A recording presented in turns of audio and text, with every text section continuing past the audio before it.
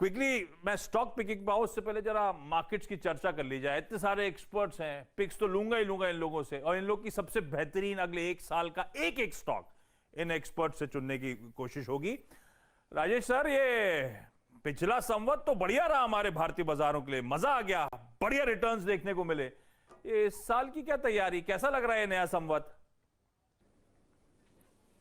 देखिए, पिछला साल 20 था और इस साल 21 है। हाँ। तो पहले से तो बेहतर होने की उम्मीद रखता हूँ कि साल भी 21 का है, तो 21 ही होगा। और पूरी दिल से ये इच्छा है कि पहले से बेहतर हो, और उम्मीद भी है कि पहले से बेहतर होगा। थोड़ी बहुत दिक्कतें फेड ट्रेपेयरिंग वगैरह को लेकर के है, बट वो शॉर्ट टर्म है। अब चूंकि आप दिवाली से दिवाली की बात करते हो साल भर, मुझे लगता है कि पहले से बेहतर होगा। आस्ते आस्ते दुनिया नॉर्मल ट्रैक पे आ जाएगी। Let's see. आशीष सर, इसे क्वांटिफाई करते हैं ना, पिछली दिवाली से इस दिवाली के संवत में 44% के रिटर्न्स मिले थे, इस नए संवत में 22 मिल जाएंगे क्या? बिल्कुल। एक चूंकि एक बेस हायर है इस बार, तो यदि 22% का रिटर्न आ जाता है तो इनफैक्ट बहुत ही बेहतरीन रहेगा। बट फिर भी अब मेरा ये मानना है कि कम से कम 15 से 17% का अपसाइड आप बाजारों में यहाँ से बिल्कुल उम्मीद कर सकते हैं। पर सुदीप सर, ये बात सही है कि अब बेस बढ़ गया, बहुत तगड़ा मोमेंटम हमने भारतीय बाजारों में आता हुआ देखा है। क्या इस नए संवत में कुछ रिस्क बढ़ रहे हैं क्या, दिक्कतें होने वाली हैं क्या, मामला गड़बड़ा तो नहीं जाएगा? आशीष जी, मैं बिल्कुल सहमत हूं आपसे, और इसके साथ मैं राजेश जी का भी, कि देखिए कोरोना खत्म हो गया है तो दुनिया में ग्रोथ वापस आने की उम्मीद है, इंडिया में ग्रोथ दिख रहा है। तो ये सारे फैक्टर्स पॉजिटिव है। पर हाँ, क्योंकि मार्केट जैसे आपने जिक्र किया 44% बढ़ा है पिछला दिवाली से इस दिवाली तक, ये मोमेंटम तो शायद कभी डेकेड में एक बार या तो 2 डेकेड में एक बार ऐसा मोमेंटम देखने को मिलता है। तो 44 ना हो, 20% तक का रिटर्न तो हम उम्मीद कर रहे हैं। पर एक बात मैं कहना चाहूंगा, यहाँ पे थोड़ा निवेशक को सतर्क रह के केयरफुली स्टॉक चुनना पड़ेगा, जिसका काम आप हर हफ्ते हर अपॉर्चुनिटी पे करते रहते हैं। तो बेहतरीन स्टॉक पिकिंग के लिए तो आप एक्सपर्ट्स को इसलिए एक साथ रखा है कि अगली दिवाली की आप लोग मदद कर देंगे, आप लोग तैयारी करा देंगे। पर हेमांग सर, ये रिस्क की जो बात हुई, अब सबसे बड़ी चुनौती है कि अब ब्याज दरें बढ़ना हमारे सामने आने वाली है। आशीष जी, आई थिंक थोड़ा जिस तरह से कमोडिटी प्राइसेस बढ़े हैं तो थोड़ा ब्याज दरों में भी डेफिनेटली इंक्रीज होगा। पर ये जानना जरूरी है कि कितना होता है, क्योंकि अगर कमोडिटी प्राइसेस बढ़ते हैं, ब्याज दर थोड़ी बढ़ती है, तो ये भी इंडिकेट करता है कि ग्रोथ काफी तगड़ा हो रहा है इकोनॉमी में। तो अगर अर्निंग्स ग्रोथ ठीक है, प्राइस हाइक्स वगैरह लोग ले सकते हैं अप टू अ पॉइंट, तो उसको मैं नेगेटिव नहीं समझता हूं। मैं समझता हूं कि वो एक ओवरऑल इकोनॉमी के लिए पॉजिटिव साइन होगी। वो काफी पॉजिटिव है। अभी मुझे तो लग रहा है कि ये बड़ा बुल मार्केट साइकिल है आशीष जी, जो 2-3 साल तो चलना ही चाहिए, और इसमें पार्टिसिपेट करना बहुत जरूरी भी है। और थोड़ा मेरे ख्याल से थोड़ा रिस्क लेके उसमें अग्रेसिवली काम करना भी चाहिए। ठीक है, इंडिया स्टोरी पे आपको बिलीव करना है, सारे एक्सपर्ट्स यही कह रहे हैं। हो सकता है जो 44% के return bad day at trading stocks. हाँ यार, रिटर्न्स पिछले संवत में मिले थे उस तरह के रिटर्न्स ना हो, क्योंकि अब बेस भी बढ़ गया है, लेकिन एक डिसेंट रिटर्न्स इस साल भी, इस नए संवत में भी आपको मिलते हुए नजर आएंगे। बढ़िया स्टॉक पिकिंग का समय है, और शायद बेहतरीन वो स्टॉक पिकिंग के थ्रू अगला संवत भी शुभ निवेश हो और शुभ लाभ हम सबको होता हुआ नजर आए। अच्छा पार्थिव, आप लोगों ने डिसाइड कर लिया क्या, अहमदाबाद आईपीएल टीम का नाम क्या होगा?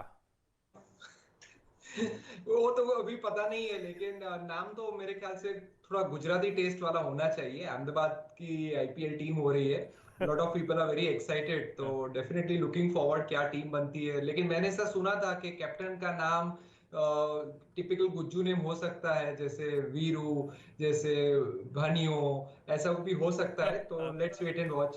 नहीं, ऑन अ सीरियस नोट, दो ऐसी सेक्टोरल पॉकेट जिसको लेकर आप बुलिश हो इस नए संवत में। देखिए आशीष जी, बहुत ही इंपॉर्टेंट है जो आपने डिस्कस किया रिस्क का, और मेरा हमेशा मानना रहा है कि मार्केट में one has to take care of risk, upside will take care of itself. तो ये जो इन्फ्लेशनरी ट्रेंड का माहौल है उसमें हमारा मानना है कि ऐसी सेक्टर्स और ऐसी कंपनीज जहाँ पे प्राइसिंग पावर रहेंगे, जहाँ पे कॉस्ट लीडरशिप रहेंगे, उनको डिस्प्रपोर्शनेट बेनिफिट मिलेगा उनके कॉम्पिटिटर्स के प्रॉब्लम्स की वजह से। तो ऐसे लिहाज से मुझे लग रहा है कि pure speciality chemical play, no doubt ये बहुत ही चर्चित थीम है, ऑलरेडी काफी स्टॉक्स उसमें बढ़ गए, तो यहाँ पे भी ऐसी काफी कंपनीज है जो इजीली पास थ्रू कर सकती है, तो यहाँ पे हम लोग काफी बुलिश है। दूसरा सेक्टर जो मेरा मानना है कि जहाँ पे inflationary cost pressures pass on हो सकते हैं वो रहेगा होम बिल्डिंग सेगमेंट।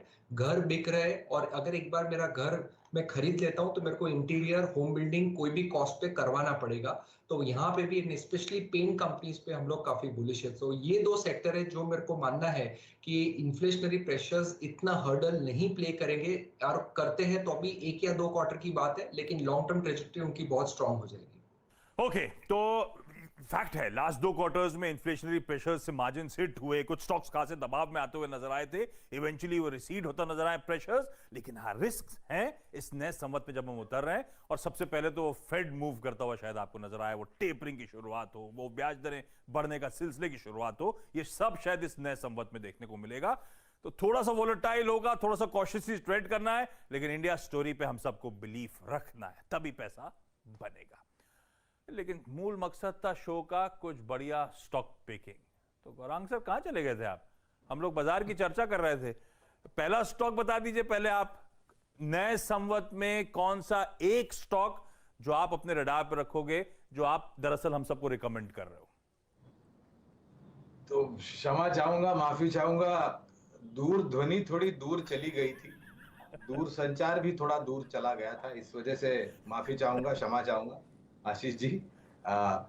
नए संवत की बहुत बहुत शुभकामनाएं सीएनबीसी आवाज के दर्शक, आपको, आपकी टीम, सीएनबीसी आवाज की पूरी टीम को, और उम्मीद करते हैं कि समृद्धि और धन तो प्राप्त होता रहेगा आपको, लेकिन उसके मजे, उसका चयन करने के लिए और उसके लुफ्त उठाने के लिए जरूरी है कि आपकी सेहत भी बेहतर रहे, और आजकल की परिस्थिति में सबसे प्राथमिकता देनी चाहिए सेहत को। तो उम्मीद करते हैं, परमात्मा से प्रार्थना करते हैं कि आप सभी की सेहत भी सर्वोच्च स्तर पर रहे और आप अच्छी लंबी उम्र बिताएं।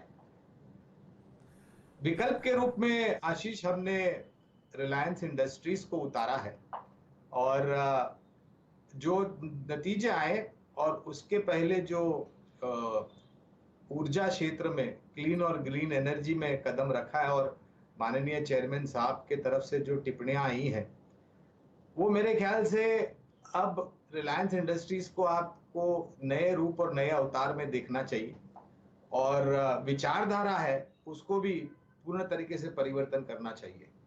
तो आप कच्चे तेल के दाम के उबाल को लेकर के रिफाइनिंग मार्जिन्स देख लीजिए, आप डिजिटल देख लीजिए, आप रिटेल देख लीजिए, आप टेलीकॉम के रूप में जियो को देख लीजिए, ऑयल टू केमिकल्स का कारोबार में बहुत बड़ा परिवर्तन, वहां से योगदान, और अब क्लीन और ग्रीन एनर्जी यानी कि ऊर्जा क्षेत्र में नक्शे कदम रखते हुए, और जिस तरीके से कंपनियों का अधिग्रहण किया है, ये इसका सर्वोच्च स्तर हाल ही में 2750 के आसपास बना था, और ये जो नीचे के तरफ का पड़ाव देखा हमने बाजार में, वहां पर महज 100 रुपए के आसपास की गिरावट रिलायंस इंडस्ट्रीज पे आपने देखी है।